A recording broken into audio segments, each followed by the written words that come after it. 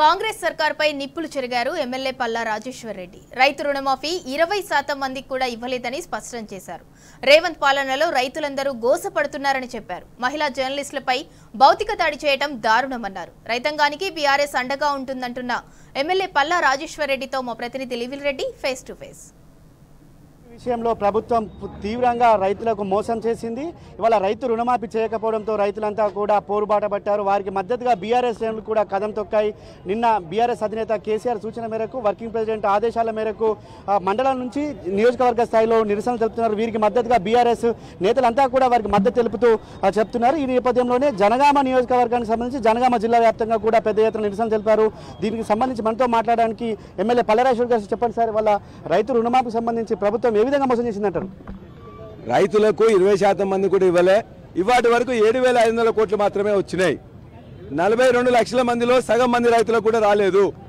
కాబట్టి ఖచ్చితంగా రైతులందరూ కూడా గోసపడుతున్నారు. రైతులందరూ బాధతో ఉన్నారు, ఆవేదన చెందుతున్నారు. ఏదో కారణం పెట్టి తొండి చేసి ఇవ్వకుండా ఉండాలని చూస్తున్నారు. నువ్వు ఏ తొండి చేసినా రైతాంగం ఇవాళ దేశానికి అన్నం పెట్టేది, కష్టపడి పనిచేస్తున్నారు. వాళ్ళేమో ఉన్నోళ్ళు కాదు. ఈ యొక్క పేద ప్రజలు రైతాంగం 60% ఇవాళ ఈ రాష్ట్రంలో వ్యవసాయంలో ఉంటుంది, వ్యవసాయ అనుబంధ సంఘాల్లో ఉంటుంది.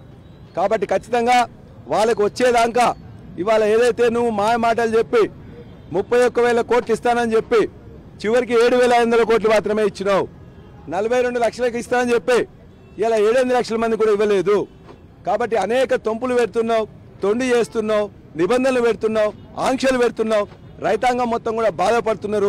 ఇవాళ మొదటి రోజు పిలిపిస్తేనే వేలాది మంది ఇక్కడున్న 4 మండలాలు బచ్చన్నపేట కానీ, నర్మేట కానీ, తలగొప్పల కానీ, జనగామ నుంచి వెళ్ళి రైతులందరూ కూడా పోటెత్తిండ్రు.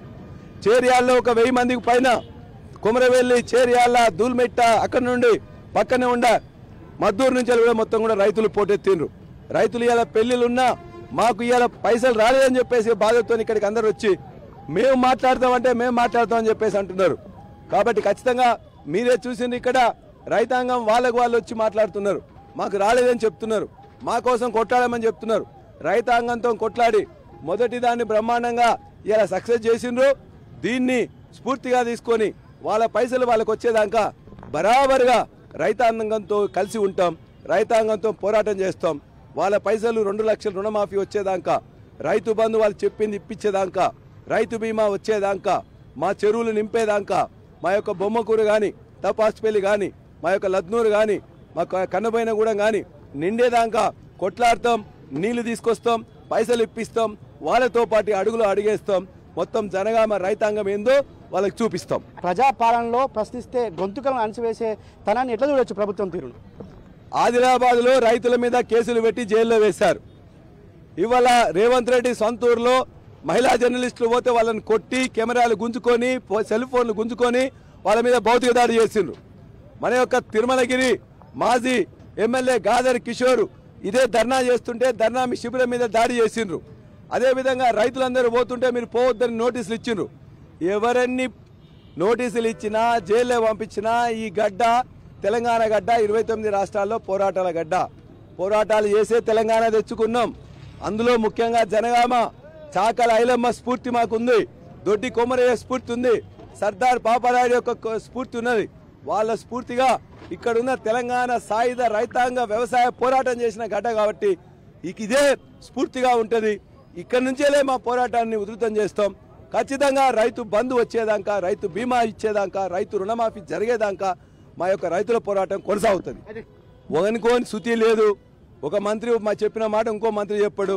ఒక మంత్రి అంటాడు 17 లక్షలు ఇవ్వాలంటాడు, ఒక మంత్రి అంటాడు 22 లక్షల మందికి ఇవ్వాలంటాడు, ఒక మంత్రి అంటాడు మొత్తం ఇచ్చేసిన అంటాడు, ఒక మంత్రి అంటాడు మేము రాత్రి నిద్రలేని రాత్రి గడిపిన అంటాడు.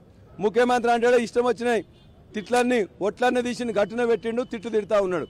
తిట్లకు భయపడం, ఒట్లకు ఇలా దేవుళ్ళ సంగతి ఏందో దేవుళ్ళు చూసుకుంటారు. మా రైతులకు అందంది మాత్రం రైతుల సంగతి మేము చూసుకుంటాం. నీ తిట్లేంది, నీ ఒట్లేంది, నీ అసభ్య పదజాలమేంది, మీ యొక్క తప్పుడు లెక్కలేంది, నీ మంత్రుల యొక్క అవగాహన రాహిత్యమైంది ప్రజలు గ్రహిస్తున్నారు. బరాబర్ లెక్క చూపిస్తారు. ఏ లెక్కలు పత్రాలతోని నీ యొక్క ప్రభుత్వం చేస్తున్న మోసాలను కూడా ఖచ్చితంగా ప్రజల ముందు, రైతుల ముందు ఉంచినాం. వాళ్ళకి తెలుసు. వాళ్ళ ఆ లెక్కల ఆధారంగానే మీతో పోట్లాట చేస్తాం. మా యొక్క రైతు నిధులను ఖచ్చితంగా తెచ్చుకుంటాం. జై తెలంగాణ. ఏదేమైనప్పటికీ వాళ్ళ తెలంగాణ వ్యాప్తంగా కూడా రైతు రుణమాఫీ కావచ్చు, రైతు భరోసా రాక రైతాంగం ఇబ్బంది పడుతుంది. రైతులకు సంబంధించి ఏదైతే రుణమాఫీ వచ్చే వరకు కూడా మేము వేటాడతాం, ప్రభుత్వం మెడలు వంచుతాం, రైతుకు రుణమాఫీ చేపిస్తామని చెప్పేసి కూడా మాజీ రైతు బంధు సమితి అధ్యక్షుడు మాజీ జనగామ ఎమ్మెల్యే పల్లా రాజేశ్వర రెడ్డి చెప్తున్న పరిస్థితి. Camera person లక్ష్మణ్తో లివిల్ Reddy, tea news, Jangaon.